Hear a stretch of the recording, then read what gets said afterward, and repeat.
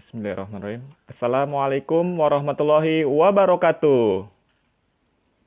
Halo sahabat-sahabat semua, para pengusaha. Saya berdoa semoga teman-teman semua hari ini usahanya lancar dan mendapatkan keberkahan, rahmat, dan kasih sayang Allah Subhanahu wa Ta'ala. Amin ya Rabbal 'Alamin. Rekan-rekan sekalian, alhamdulillah, pada kesempatan kali ini kita sudah masuk ke cara bisnis keempat.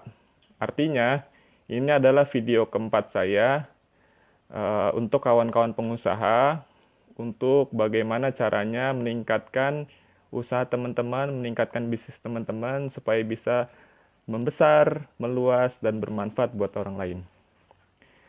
Rekan-rekan sekalian, pada kesempatan kali ini saya akan membawakan topik yang berjudul tentang strategi mendapatkan banyak pelanggan.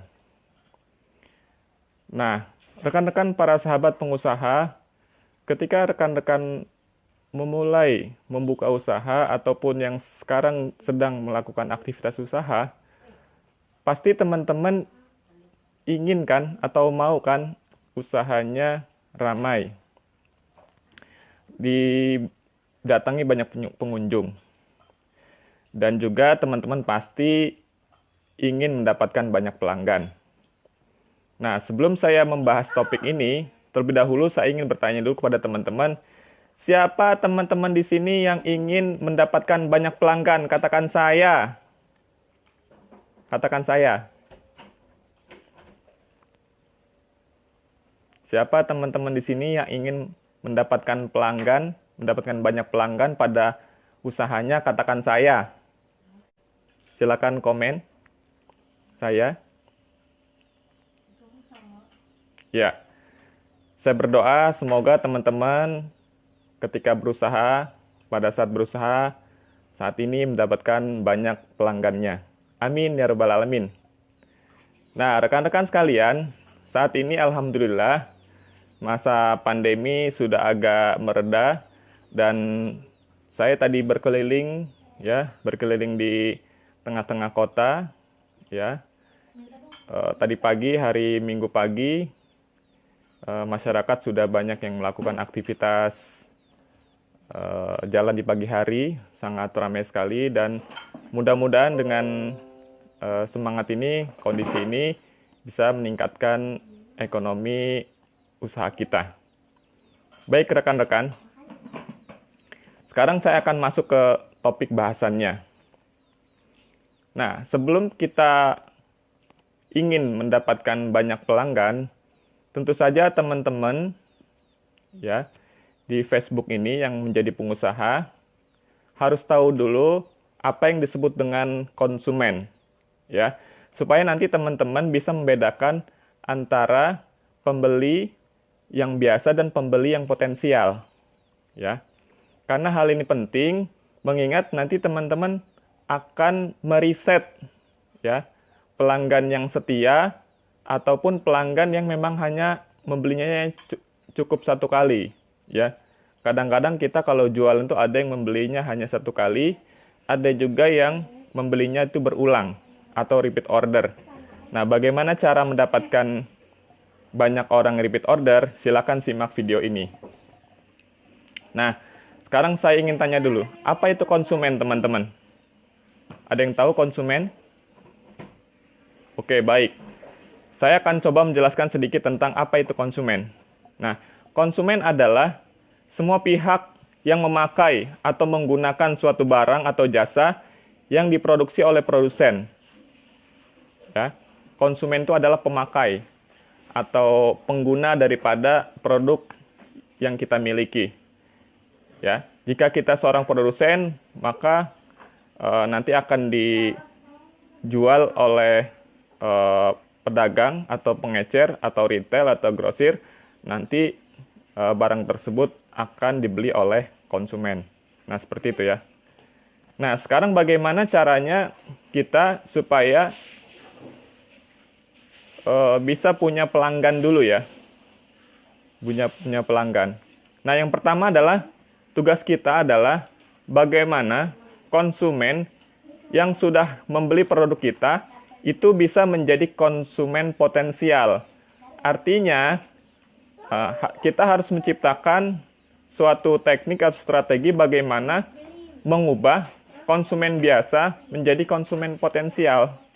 Nah, bagaimana caranya Udardi cara mengubah konsumen biasa menjadi konsumen potensial? Caranya adalah kita harus bisa menemukan USP pada produk kita. USP itu artinya adalah Unique Selling Proposition. Unique Selling Proposition. Nah, USP ini adalah suatu keunikan dari produk teman-teman. Ya, sebagai contoh gini aja lah, yang gampangnya. Teman-teman jualan produk, ya, suatu produk. Sebagai contoh, bakso lah ya, bakso. Nah, teman-teman tuh harus menemukan apa keunikan dari bakso teman-teman. Ya, selain rasanya enak, kemudian juga gurih, nikmat. Nah, itu apa? Temukan lagi. Jadi, teman-teman harus bisa banyak menemukan apa keunikan daripada bakso teman-teman. Sehingga bakso teman-teman itu ada pembedanya dengan bakso-bakso yang lain. Kalau seandainya bakso teman-teman itu sama dengan produk orang lain, maka ya tidak ada keunikannya. Nah, seperti itu teman-teman. Atau teman-teman punya produk jasa gitu ya, jasa angkutan. Nah, jasa angkutan itu teman-teman harus tahu juga apa kelebihan daripada jasa angkutan teman-teman itu, ya. Apakah nanti ordernya via online ataupun teman-teman via gimana lah, bagaimana cara pelayanannya, ya, begitu order langsung datang. Nah, kadang-kadang ada juga kan orang yang pesan angkutan itu datangnya tidak tepat waktu. Nah, itu menjadi kelemahan daripada bisnis teman-teman. Jangan sampai teman-teman punya bisnis yang tidak berkualitas, ya. Sehingga teman-teman akan sulit menemukan USP atau Unique Selling Proposition dari produk teman-teman. Nah, USP ini juga bisa dibangun dari konsep produk teman-teman atau brand. Teman-teman harus bisa membuat persepsi bahwa produk teman-teman adalah produk yang bagus. Ya, jadi teman-teman mulai saat ini bisa membangun brand, artinya tingkat emosional. Bagaimana membangun emosional daripada customer terhadap produk kita. Karena apa? Berdasarkan riset, 80% customer itu beli karena faktor emosional. Gitu. Kadang-kadang kan ada ya tuh yang saya itu pengen beli baksonya di warung itu aja. Nah, seperti saya itu pengen beli berasnya itu di warung itu aja. Nah, itu karena ada konsep produk atau brands. Nah, maka dari itu dia akan gampang sekali mengubah konsumen biasa menjadi konsumen potensial. Nah, kemudian bagaimana caranya kita mendapatkan pelanggan dari konsumen potensial itu? Bagaimana kita mengubah konsumen potensial itu menjadi pelanggan kita? Nah, caranya adalah ciptakan ya produk kita itu yang enak rasanya gitu ya. Jadi kalau dimakan itu enak gitu ya. Supaya bisa ketagihan itu bagaimana caranya? Nah, perlu diingat teman-teman ya, ketika teman-teman buat produk ya, pertaruhan produk teman-teman itu ya akan sukses atau tidak itu dilihat daripada gigitan pertama ya. Jadi teman-teman contohnya buat bakso ya, dicobain sama konsumen kita. Nah, pertaruhan bisnis teman-teman itu, pertaruhan produk teman-teman itu ada pada gigitan pertama. Jadi pada saat dia makan di sendok pertama itulah ketika enak. Nah, itulah itu nanti ketika teman-teman punya produk yang enak ya, digigitnya enak, nggak keras, nggak asin, kemudian juga rasanya nikmat, itu nanti bisa menjadi pelanggan. Ya, ketika produk teman-teman enak, pasti nanti teman-teman akan mempunyai pelanggan. Nah, salah satu caranya adalah bagaimana caranya teman-teman punya pelanggan yang banyak, yaitu adalah hadirkan kepuasan pelanggan. Ya, teman-teman bisa mengatur bagaimana caranya supaya customer yang datang atau customer yang menggunakan produk teman-teman itu merasa puas. Sehingga adanya keterikatan emosional. Ya, supaya nanti customer itu akan beli lagi, dan lagi. Nah, seperti itu. Nah, ketika teman-teman sudah mempunyai pelanggan, maka teman-teman pun harus membentuk lagi, ya, dari pelanggan biasa, bagaimana caranya pelanggan itu menjadi pelanggan militan. Ada yang tahu bagaimana caranya menjadikan pelanggan biasa menjadi pelanggan militan? Iya.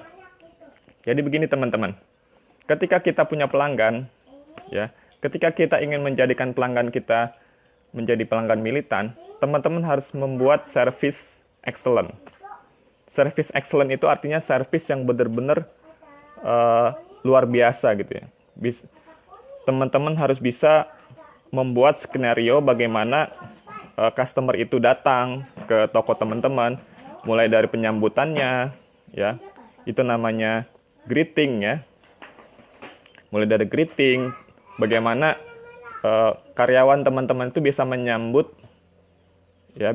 customer itu ketika datang ke toko teman-teman. Kalau offline itu biasanya kalau customer datang itu ada kata-kata yang harus diucapkan ya. Teman-teman tahu ruko yang seperti Indomaret atau Alfamaret. Nah, kalau teman-teman pernah datang ke sana, pernah belanja ke sana, pasti teman-teman selalu mendengarkan kata-kata selamat datang gitu. Selamat datang di Indomaret, selamat datang di Alfamaret. Nah, seperti itu kan. Nah, itu namanya greeting. Jadi, bagaimana si pembeli itu disapa pada saat customer itu datang. Nah, kemudian juga dari cara berpakaian, seragam karyawan, segala macam itu akan harus teman-teman pikirkan. Ya, itu namanya grooming ya kalau dalam istilah bisnis. Nah, jadi ketika kita sudah memberikan pelayanan yang bagus atau service excellent, maka nanti kita pasti akan mendapatkan banyak pelanggan. Pasti akan menghadirkan banyak pelanggan. Kenapa akan mendapatkan banyak pelanggan? Karena nanti pelanggan itu akan bercerita kepada teman-temannya, akan mengadvokasi produk kita, akan membela produk kita. Oh, kalau mau beli sembako di toko itu aja. Nah, seperti itu. Kalau mau beli bakso di itu aja, di sana aja, enak. Nah, seperti itu. Itu akan tercipta dengan sendirinya tanpa kita bayar orang itu akan membela produk kita. Nah, seperti itu, teman-teman. Nah, jadi kesimpulannya adalah, jadi ketika teman-teman dalam berbisnis, teman-teman harus menyiapkan segala sesuatunya agar bisnis teman-teman bisa terus meluas, membesar, dan bermanfaat untuk orang lain. Dan saran saya, jangan berhenti belajar, ya. Video-video yang saya buat ini hanya untuk memotivasi teman-teman, ya, hanya untuk memberikan sekedar wawasan pada teman-teman bahwasanya ketika kita ingin bertumbuh bisnis kita, ketika bisnis kita ingin membesar, kita bisa mempelajarinya ya. Karena skill itu bisa dipelajari. Dan teman-teman pun harus punya attitude atau sikap yang baik ketika berbisnis. Ya, mudah-mudahan video singkat ini bermanfaat buat teman-teman. Semoga bisa menambah semangat teman-teman untuk meluaskan jaringan teman-teman dan bisa membesarkan bisnis teman-teman. Salam sukses Sudardi. Wassalamualaikum warahmatullahi wabarakatuh.